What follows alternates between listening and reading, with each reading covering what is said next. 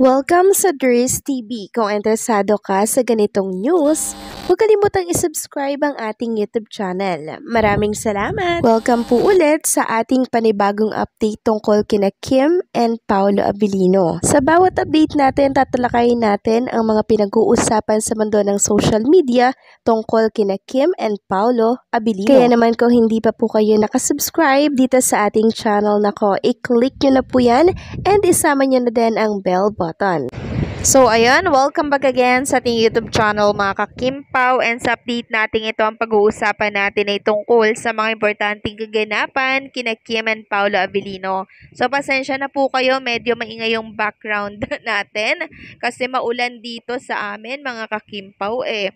So nakalimutan ko na araw pala ngayon ng linggo. 'Di ba pag araw po ng linggo mga ka-Kimpaw, meron tayong inaabangan kay Kim and Paolo Abilino. Walang iba kundi po yung jogging session nila, 'di ba? Or yung pagba-biking session nila, alin man dyan sa dalawang yan. So, inantay ko yung maghapon para makita ko nga po kung meron silang ganap ngayong araw. Abay, nananahimik po sina Kim and syempre si Paolo Abilino. Kaya nawala din sa isip ko kanina na meron pala akong inaabangan. So, ngayon naisip ko na dapat pala may jogging session si Kim and Paolo Abilino ngayong araw yan ng linggo. Antay-antay tayo pero wala naman po pala talaga no mga Kimpaw na ganap.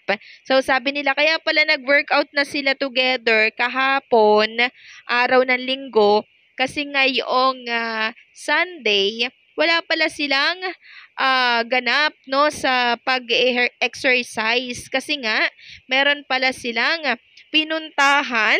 Nako, yan po ang ating nasagap mga ka-Kimpaw. Sabi nga dito sa post ni Jingle Bells, antay kayo, jogging no. Akala nyo lang wala, pero wala talaga, tanghali na. So siguro nag-aantay din to mga subscribers at listener natin ng ganap kay Kim and Paolo Abilino, 'di ba? Pero wala po talaga mga ka-Kimpaw eh. Nananahimik si Kim and Paolo Abilino ngayon kasi nga po, 'di ba, Father's Day kanina, 'di ba? Ngayong araw ng linggo, Father's Day. Siyempre, may mga ganap, no? May ganap si Kim and Paolo Abilino. Hindi pwedeng hindi yan mag-celebrate. Pag mga nananahimik po, no, si Kim and Paolo Abilino, tuwang-tuwa ako mga ka-Kimpaw kasi feeling ko, merong mga, merong nangyayari merong nangyayari na, alam nyo yun, 'di ba? Pag quality time sa isa't isa, 'di ba? Pagbibigay ng quality time sa family, sa mahal sa buhay. So eto nga't may post pa si Jingle Bells. Sabi niya, may chismis mga mi. Nag-jogging na ang mga kasama nila. So ayun, nag-jogging daw po yung mga kasamahan ni Kim and Paolo Abilino. Pero ano itong nabalitaan natin na missing in action si Kim and Paolo? Wala daw po. Hindi daw kasama sa pag-jogging. So parehas na namang nawala si Kim and Paolo Abilino sa grupo. O, 'di ba? Nakakaloka lang. Pag nawala yung isa, wala din yung isa. Nakakatuwa naman 'yan, 'di ba? Kasi alam natin na magkasama po si Kim and Paolo Abilino. Kasi si Paolo Abilino, father din siya, 'di ba? Then si Father Chu, si Mr. Chu, 'di ba? Then yung ama ni Paolo Abilino. So tatlo ang dapat nilang i-celebrate ngayon. Ngayong araw po ng linggo yan. Kaya talaga namang sumegway at Mia or missing in action si Kim and Paolo Abilino ngayong araw po ng linggo sa mga group mate nila dito po sa pagja-jogging. So magbasa tayo ngayon ng mga komento mula ito sa mga Kimpaw fans. So magbasa tayo ng ilan dito. Sabi ng isa, baka nasa Baguio to celebrate Father's Day with Abilino family. Aba, nako. Na-imagine ko pa lang yung mga ganyang mga ganap. Nakakatuwa, natutuwa. Ako na yung kinikilig mga ka-Kimpaw. Ngayon pa lang, kasi syempre talagang pinapakita no ni Kim and Paolo Abilino yung seryoso no sila sa isa't isa. 'Di ba? Talagang dadalhin ni Paolo Abilino si Chinita Princess sa family niya, mga ka-Kimpaw. So ito'y nagpapakita or nire-representa na talaga namang seryoso, malinis ang hangarin ni Paulo Abilino kay Chinita Princess, 'di ba? Yun ay kung totoo nga no itong sinabi ng nag-comment. Sabi pa ng isa, happy ako na magkasama sila kung sakali sisi ko. Basta kilig pa rin ako. Kaya kahapon, nag-post na sila ng nag-gym. So, ayan mga kakimpaw. Talagang pinost na nila, nag-gym sila para ngayong araw po ng linggo. 'Di ba? Hindi sila makakapag-gym at least nung Sabado. 'Di ba?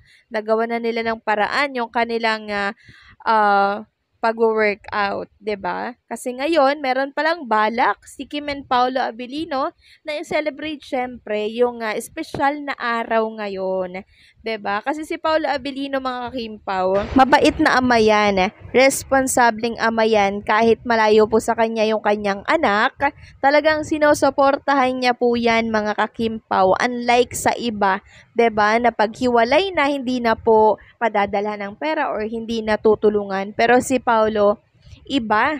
Talagang tinutulungan, nireregaluhan, pinapadalhan po yung anak niya sa ibang bansa. So, base pa dito sa mga komento, baka nag-celebrate ng Father's Day ang Kim Pao. So, yun na po yun. Possible na nag-celebrate talaga sila ng Father's Day. Father Chu, 'di ba? Paulo Abilino, then yung ama ni Paulo Abilino. So, tatlo yun mga kakimpaw. Pwedeng nagpunta sa Baguio, pwedeng nagpunta sa Cebu. 'Di ba? Alin man dyan mga kakimpaw ang pwedeng mangyari. Basta sila ay nag-celebrate ng Father's Day together. Masaya na po tayo doon mga kakimpaw. Tayo naman ay kukunti lang yung kasiyahan basta malaman natin na magkasama si Kim and Paulo Abilino. Napakasaya na natin kahit walang paayudang picture. Basta nalaman natin na missing in action si Kim and Paulo doon sa mga grupo niya ng mga kasama sa pagjo-jogging, 'di ba? Understood na 'yon.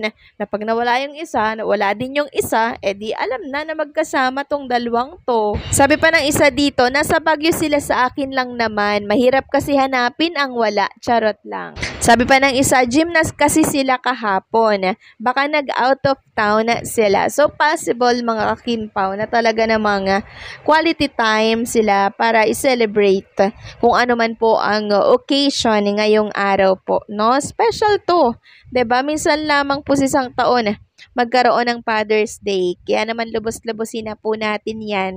'Di ba? Ipakita natin sa ating mga magulang, sa ating mga mahal sa buhay, 'di ba? Na tumatayong ama sa kanilang mga anak na kailangan po nilang ma-recognize syempre. 'Di ba? Hindi pakita natin na importante din sila sa atin. Ibalik natin yung pagmamahal na pinapakita nila sa atin. So, ganyan po ang ginawa ni Paulo at Kim Chu sa kanilang mga parents. So, anong sa inyo dito mga kakimpaw? Please comment down below. So, paano hanggang dito na lamang po ang update natin. Maraming salamat po sa patuloy na pagsuporta.